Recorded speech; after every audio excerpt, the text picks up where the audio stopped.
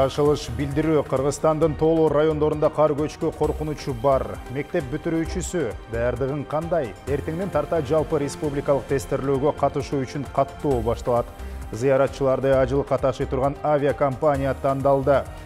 Кыргызстанда саат 17:00. Демек кечки жаңылыктар менен таанышууга убакыт келди. Студияда Расул Багышбаев. Саламатсыздарбы? Президент Сооронбай Жээнбеков кыргыз-казак чек арасындагы реконструкцияланган Чалдыбар автодорожный көзөмөл өткөрүү пунктуна барды. Мамлекет башчысы чек арадагы шарттарды жакшыртуу жумушу Кыргызстандын ИАЭПке кошулуусунун талаптарына ылайык өлкөнүн инфраструктурасын жакшыртуу алкагында жасалып жаткандыгын белгиледи. Президент Чалдыбар пунктунан тышкары кыргыз-казак чек арасындагы Токмок автодорожный, Кең Булуң автодорожный, Ак Тилек автодорожный көзөмөл пункттарына реконструкциядан өткөнүн эскертип, эмки планда Ак Жол пунктун реконструкциялоо экендигин билдирди. Биздин өлкөгө келген туристтерди дароо көзөмөл өткөрүү пункттары тосуп алат жана алгачкы таасирди меймандар дал ушул өткөрүү пункттарынан алышат. Мында мамлекеттин имиджи көз каранды. Ошондой эле продукциясын башка өлкөлөргө экспорттаган биздин ишкерлер чек арадан тоскоолдуксуз өтүшү керек.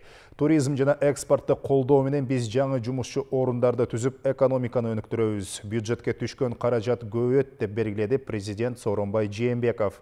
Ал чек арачыларды чек араны өтүп жаткандарга карата меймандос мамиле жасоого чакырды. Кыргызстан жана Казакстан куштун эки канатындай бир тууган эл. Чалдыбар автодорожный пункту эки мамлекеттин эң башкы дарбазасы. Ушул жерден эки өлкөнүн эшиги ачылат, карым-катышы эки элдин достугу башталат. Байыртадан дал ушул жерден Улуу Жибек жолунун кербендери өткөн деп кошумчалады мамлекет башчысы. Реконструкцияланган имаратты жана айланасын кыдырып көргөн мезгилде президентке берген маалыматтарга ылайык Чалдыбар өткөрүү пунктунан суткасына 5000ден 7000ге чейин киши өтсө болот. Реконструкцияга чейин 1000ден ашпаган адам өтчү.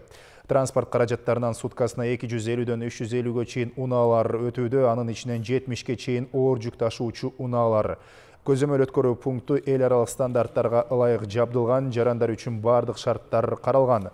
Бир адамды текшерүүгө орто эсепинен 40 секунд кетет, жүк ташуучу унааларга 10 мүнөткө чейин убакыт сарпталат. Кезек күткөн элдер жана унаалар жокко эсе.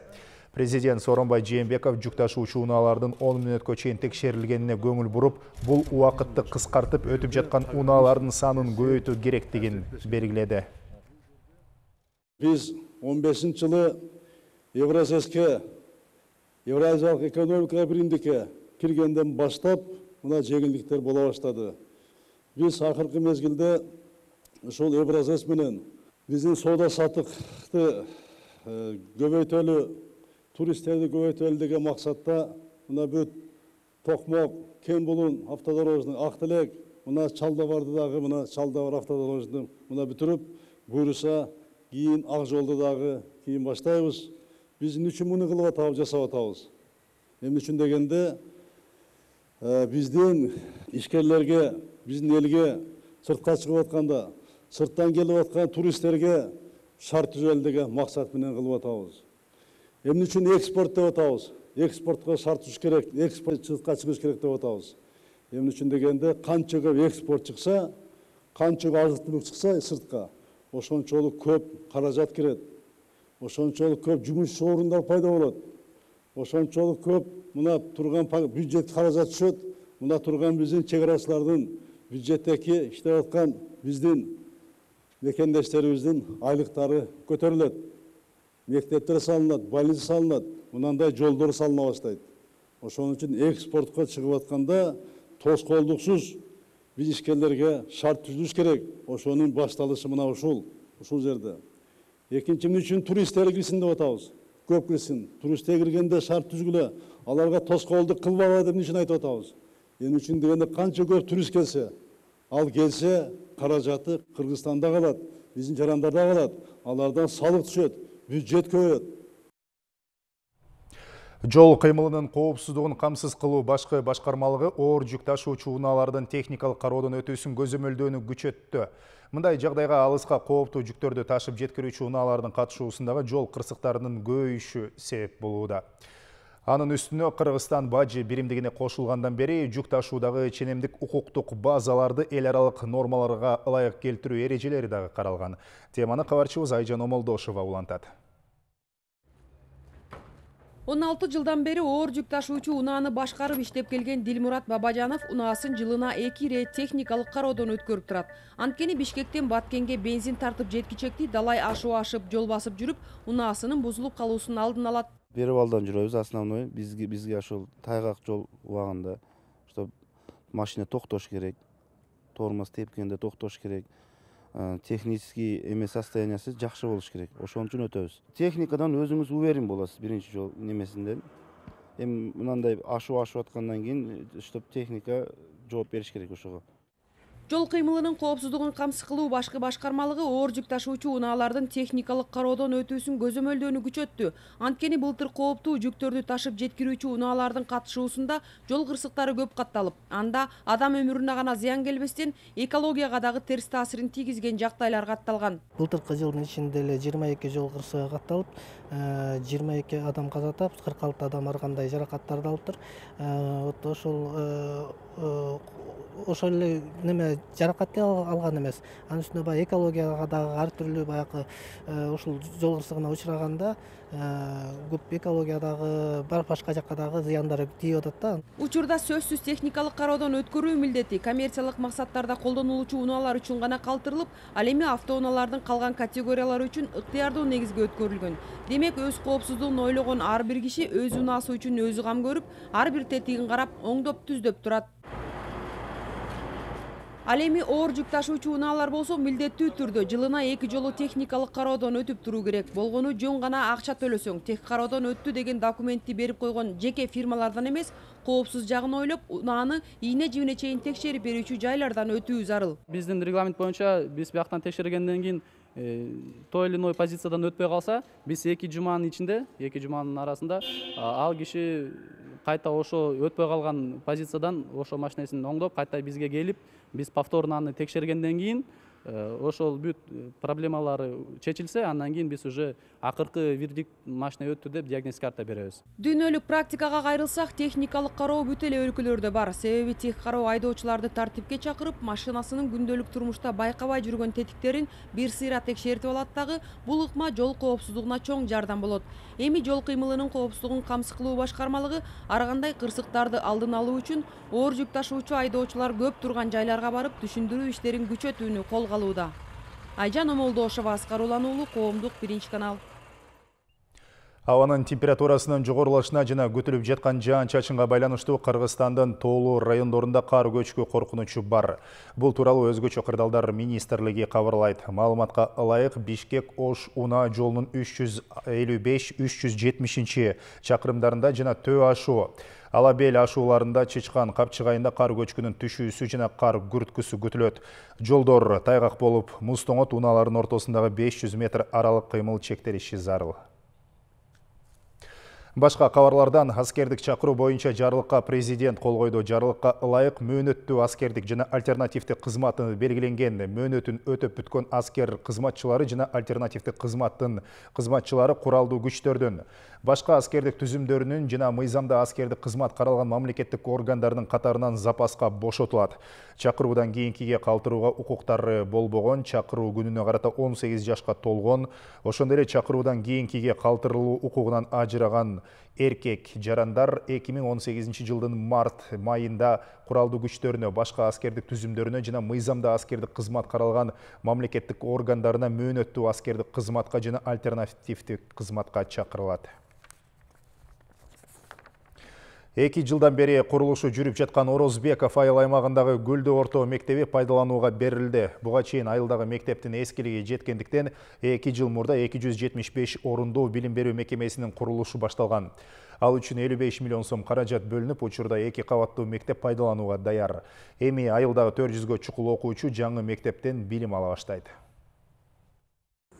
Күлдү айылындагы эски мектеп 1995 жылы Ашар жолу менен курулган. Окуучулар эскилиги жеткен 150 орундуу мектепте окуп келишкен. Бара-бара окуучунун саны өсүп, жаңы мектепке муктаждыктар келип чыккан. Эми бардык шарты менен курулган заманбап 2 кабаттуу мектеп пайдаланууга берилди. Билим уянын ачылышын окуучулар гана эмес, ата-энелер да чыдамсыздык менен күтүшкөн. Эски имаратыбыз талапка жооп бербейт. 23 жылдан бери окуп жатабыз. Ашар жолу менен 95 жылы бүткөрүлгөн. Эми ашканасы деле талапка жооп бербейт болчу. азыркы жаңы имаратыбыз бардык талаптары заманбап деп айтсам болот. Кыскасы баары жакшы. Бизге ушундай чоң жакшы мектеп керек болчу. Биз абдан кубанып турабыз. Балдарыбыз мындан дагы билимдүү болуп, ушул чоң мектепте жакшы окушуп, жакшы ийгиликтерге жетишсин. Күлдү орто мектебинин ачылыш аземине өкмөт башчысы Сапар Исаков катышып, окуучулар үчүн 10 комплект компьютер белекке берди. Премьер-министр элеттиктерди салтанат менен куттуктап, билим уядан мыкты инсандар чыгат деген ишенимин айтты. Мен азыр абдан толкунданып турам, себеби мынакей ушул заңгыраган таптакнакай жаңы мектеп ачылып атат. Бул эми өзгөчө сиздер үчүн бир чоң окуя деп мен ойлойм. Мен үчүн да, премьер-министр катары үчүн да бул чоң окуя. Мен сиздерди баарыңыздарды ошол менен куттуктайм. Эми урматтуу туугандар, эң негизги менин кааларым ушул мектепте Кудай буйруса Исхак Разаков атабызга окшогон кыз жигиттерибиз өссүн, Кудай буйруса. Эми бул мектепте көп ийгиликтерге жетишип, жакшы окууга аракет кылабыз. Бизде бардык шарттары бар, мектепте спорт залдары бар. Эми биз мектептин атын чыгарганга аракет кылабыз.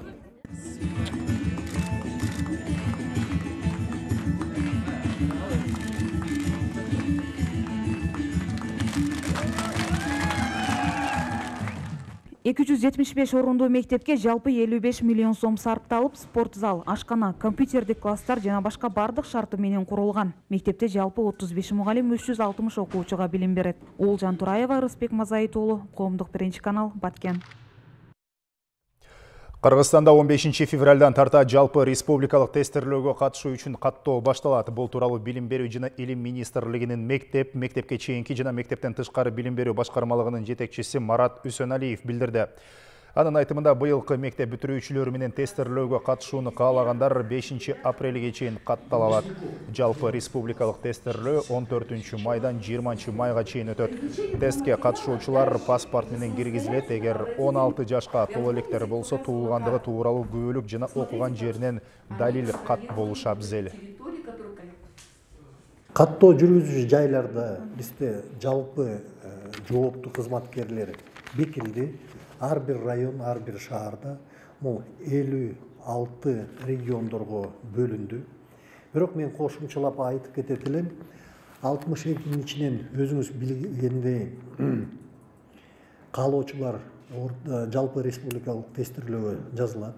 Мындан сырткары мурдакы жылдары бүткөн окуучулар, каалоочулар жашаган жеринен каттоону өтүп туруп катышса болот. Кыргызстандан зыяратчыларды ташый турган авиакомпания тандалды. Бул тууралуу мусулмандар дин башкармалыгы маалымдайт. Авиакомпаниялар арасында сынак өттү, сынакка бир эле ишкана арыз берген. 2018 жылдагы убактылуу республикалык штабтын өкүлдөрү бир добуштан ажыларды ташууда кызмат көрсөтүү үчүн Flynas авиакомпаниясын тандап алышты. Муфтияттын маалыматында аталган авиакомпания ажыларды 10 жылдан бери ташып келет. Быйылкы жылы авиабилеттин наркы $1050 деп белгиленген. Эске салсак, буга чейин ажылык баа кымбаттары айтылган, анткени Сауд Аравияга Кыргызстанга берилген орундун санын көбөйтүү менен келишимдин наркына дагы 5% кошулган. Madani кабарлардан Ата Керези фильми Индияда өткөн эл аралык кинофестивалда мыкты аталды. Бул тууралуу кинематографияны өнүктүрүү фондусу билдирди. Эл аралык Golden Triangle International Film Festival кинофестивали Индиянын Ориса штатынын Бхубанешвар шаарында 9-нан 12 февралга чейин өткөн. Аталган тасма буга чейин бир катар эл аралык фестивалдарда жеңишке жеткен. Анын ичинде былтыр ноябрь айында Барселонадагы кинофестивалда тасманын тартуучулары мыкты режиссер наамын алышкан. Ата Керези Кыргыз фильм улуттук киностудиясы менен Эл фильм кинокомпаниясы тарабынан тартылган. Аталган тасма былтыр Ак Элбирс улуттук кино сыйлыгында 8 номинацияда жеңүүчү аталган. Биздин кабарчыларда ардаган акыркы кабарлар мына ушулар болду. Жаңылыктардын жыйынтыкталган топтомун саат 21:00 сунуштайбыз. Саламат болуңуздар.